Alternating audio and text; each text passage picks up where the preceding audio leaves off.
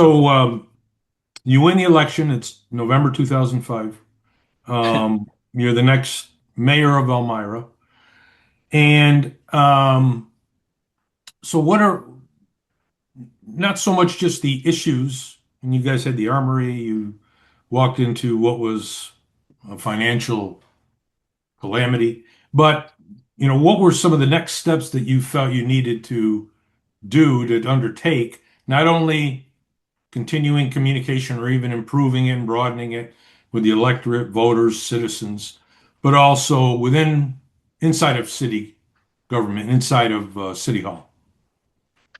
One of the first things I discovered, and I don't think I'd ever been up on the third floor of City Hall before I was elected. Like, where do I go? But Right. Linda Shorensteimer, a longtime secretary for the mayor and city managers, she just retired, been there a long time. Um, and it didn't take me long to realize that staff in the city was basically getting their information about things that were going on from the media. They were not being communicated to from inside City Hall. So they were finding out basically at the same time you and I and the rest of the public were finding out. I said, that ends. Here's the sequence of events. When we do something, we inform council, we inform staff, then we inform the public and the media. That order every time, every time, every time. I don't want staff to ever have wake up and go, "What? We're getting a new garbage truck? What?" or whatever. Right. I wanted that to be absolutely the same. There were also, some people that had been on the planning board and other boards forever, long time, and I asked them pretty audaciously. I asked them all to resign. And then I reappointed a couple, but I appointed new people who were I interviewed them like a job. I had people apply. I interviewed them, talked to other people, and appointed them. We had a much different mix of people, different races. We had men and women. We had different ages. Um, that was, something quite different. Um, there, in talking recently with a couple of reporters, they asked me, like, what do you wish you could have done?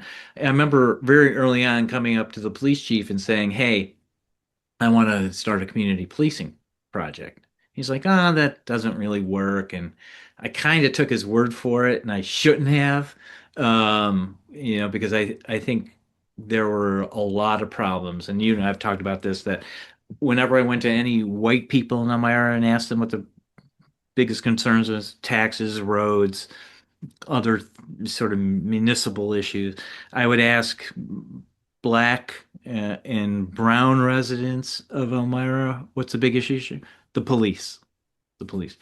When I first got there, there were no minority police officers. There were several women, but no minorities. And the chief did make some inroads that way. It's very difficult, as you know, to hire, especially as a small city department where people can get a lot more money someplace else.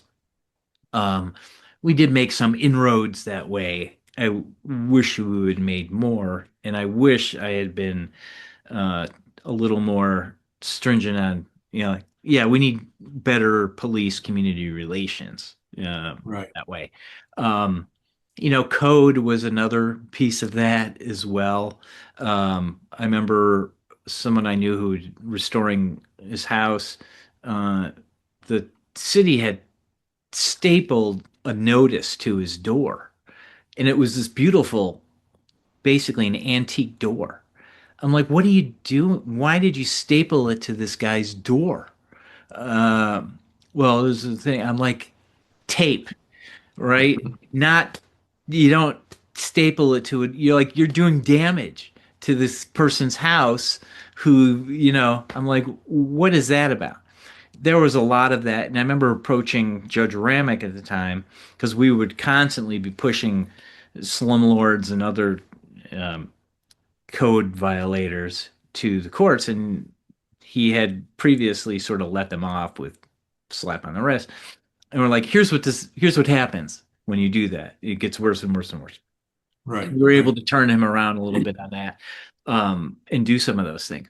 But, opening that line of communication and not sort of taking no, of course, I was feeling my way. And I think I had been in office 2 weeks when the pioneers are like, we're gone. And fortunately, had been a stringer for the Star Gazette and covered the Pioneers and knew the guy who ran the team, and we got the Collegiate League to replace them.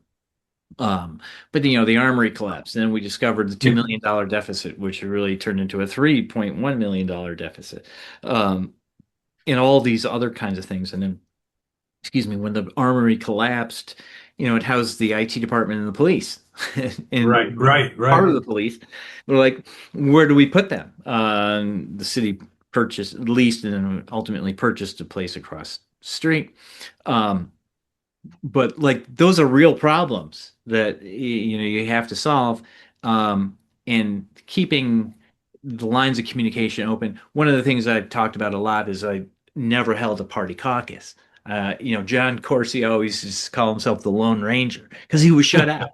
My Right. predecessors would have caucuses and decide things on the council agenda. He wouldn't be included. He was on the outside. I'm like, I'm never doing that. I want everybody to know what I know when I know it, um, so that they not only have the information, they can have the information to share with their constituents to explain themselves, and do that stuff. And like community development funds used to be a nightmare. And I remember Kelly and Jennifer, each year, like just sweating because the mayor would take his pen and pencil in the amounts of money. I said, we're not doing that. I'm appointing a group of citizens to review and interview the grant seekers and have them come in and talk to them and share their stuff. I'm going to have the staff share their stuff, and the city council is going to weigh in, but be a small piece of that. We Yeah. eventually. After everything else had been, yes. Right. Right. Yeah. I don't want that to be a bargaining chip, Right. because you sit on the board and you sit on that board, whatever it happens to be. No, I want it all. Same thing with roads. Like one part of the city would have some paving done in a year, another part wouldn't. I'm like, why was that? Because they would sort of horse trade over the funding. I'm like, no, we have $1.2 million, for repaving this year. There are 6 wards, each get 1/6 the 1.2 million. Right. That's it, right? And it's going equally. You can decide with the head of Department of Public Works what needs to be done, but we're not going to swap paving roads with something else, because as you can have suddenly really bad areas, of roads in the city. It Right. doesn't make any sense. So things like that. We also turned in, part of it was with the financial crisis, but we encourage the staff to seek grants for things, alternate funding sources, to collaborate, think outside the box, which they did. And they brought in a lot of money. Jen Miller, again, we hired as, I think, a part-time grant writer, and she, moved up quickly, found us a lot of money for a lot of different things. And it took the pressure off a lot, and that her success led to other department heads going, "Oh, we could do that. I think there's a grant for vests or radios or whatever," Right. and that happened, and that saved taxpayers, tens of thousands of dollars, but also encouraged them to be, oh, the bosses trust me to Right. think about solutions to do that. And I talk about it all the time, building that trust, not just with the city council, but across the staff, so that I'm not going to second guess you. I'm not going to yell at you in public. I'm not going to do these kinds of things that diminish the trust. I'm only going to do the things that build the trust, um, and let you drive the ship, do the right thing. Right. So we're gonna, before we wrap up, Um, just back real quick to John Corsi, because I always thought I thought this was a great thing that you did was that you chose him as your deputy mayor, correct? Yeah. Which I thought was small, but it was big because John was a Republican. But you valued his opinion, you valued his presence. He was an energetic guy, had been around city for a long time, knew a lot of people, and it's not as though you were looking for any kind of advantage. You wanted to make sure that he was involved, right? Is that kind of a fair assessment? I Yeah. didn't want that to get lost. I always thought that was a great thing. Yeah, when I was first elected, I appointed Terry McLaughlin, and he left to go to the county legislature, and then the position was open. And the job of the deputy is to sign things when the mayor can't, and to speak at things when the mayor can't. There's no other sort of charter authority, but those are two pretty big things. So when I was after Terry left, I sort of swapped between different council members, have them represent the city. Um, but then as I thought about it, I'm like, John's the ranking Republican. He's Yep. a very decent guy, very thoughtful. He knows the city, he grew up here, he knows a ton of people. Uh, and I trust him because he came up to me early on in my tenure as mayor, and he would tell me things that, people in my own party were doing to undercut me. Um, and I trusted him. And he was always one to, he always told funny jokes, and he was a character, no doubt. But he took his work for the city very seriously, and I knew that he would represent not just me, but the city very well. And I remember it was a Veterans Day, and I couldn't, I had to work, and he went to the Veterans um, event and spoke. And, he's a veteran. And I was proud for him that he had that opportunity, not just at the Veterans, he did a lot. Because yeah, it wasn't, I didn't expect a favor from John. It was just like, here's a guy I trust. Yep. He's committed his life to the city. Um, this is one of the least things I could do to elevate him and the sense of, I don't care what the party affiliation is. I want the people of the city to know who's on their side and who's fighting for them. Yep. And John is certainly one of those guys. And he was in his mid 70s, I think, when we were serving together, had a pacemaker put in during that time. Um, but he was just full of energy all the time. He obviously still golfed. I remember he asked me to go play a foursome of golf, and he's leaving the mayor's office. And I go, John, do you know where I can get some clubs? And he just howled because he couldn't believe that the mayor didn't have his own golf clubs. It's like asking someone to play softball that doesn't have a mitt. I think he got the hint that I, you know, was not very good. Um, but he just howled. And he was a nice guy. And he lost his wife during that time, remarried, lovely woman. Um, but just to me embodied the city in many ways. Uh, just a wonderful guy. And I mentioned to you earlier, his one of his sons lives down here near me Yeah. now, and we become friends and we hang out, go to lunch. He's got that Corsi look, you know. That's cool. Yeah. Um, so we're gonna wrap up, but I want to get your opinion. Um, just basically how, and I know the answer. I just want the audience to hear from you. So how important is it to get more diverse and younger people into the seats of local government? It's critically important, Andy, and you and I talk about this a lot. That and it's not an issue of ageism. Right. it's an issue of being aware of ha- having your finger on the pulse of your constituency, of the people at the time. Like if you look left and look right and there's no one there, that means you're leading.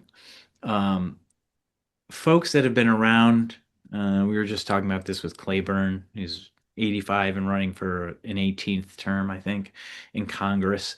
Um, did great service, helped get Obama elected, did a lot of other things. Um, but at the same time, how close is he to all the constituents?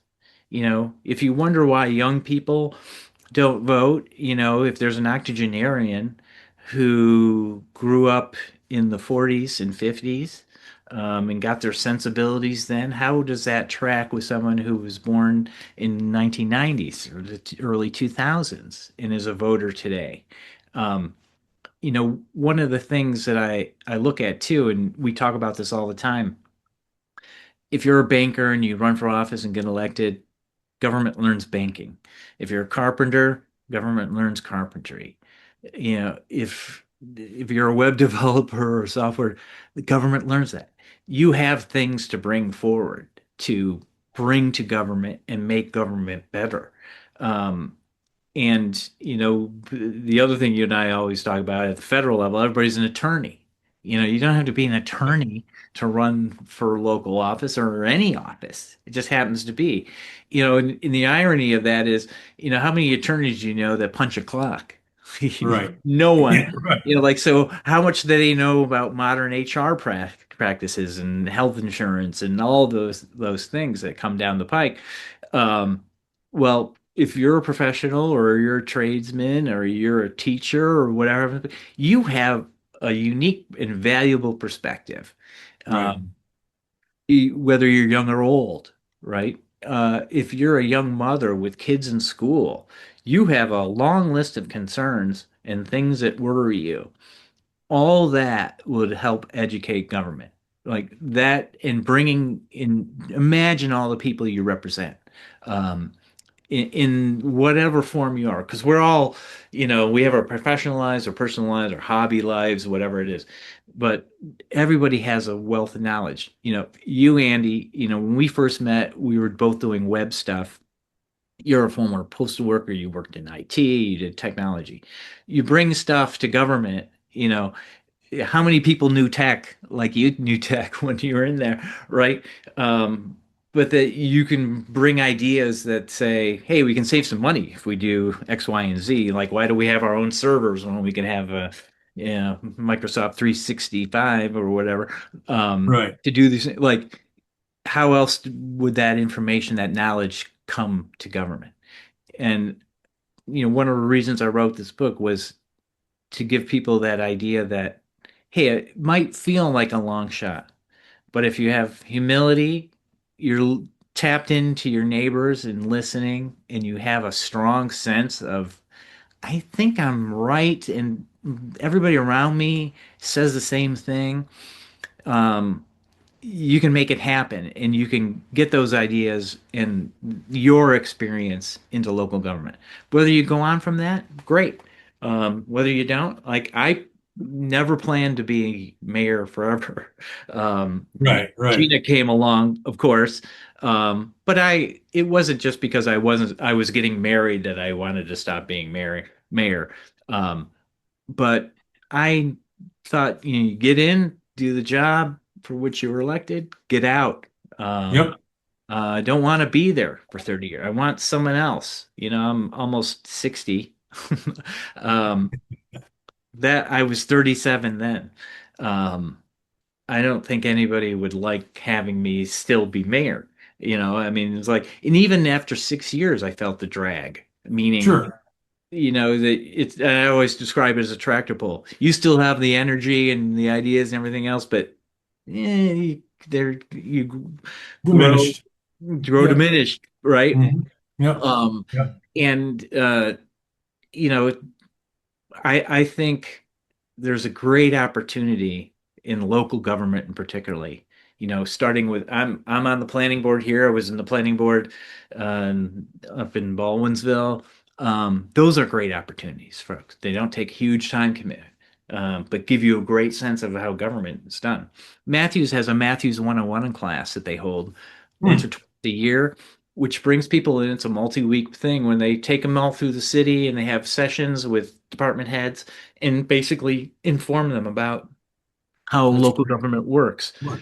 Hmm. Those things are great opportunities, serving on boards, meeting the people, learning not to be afraid of the mayor or the council or commissioners, the legislators, getting to know them as human beings and working your way into that, or doing what I did and what you did, just run.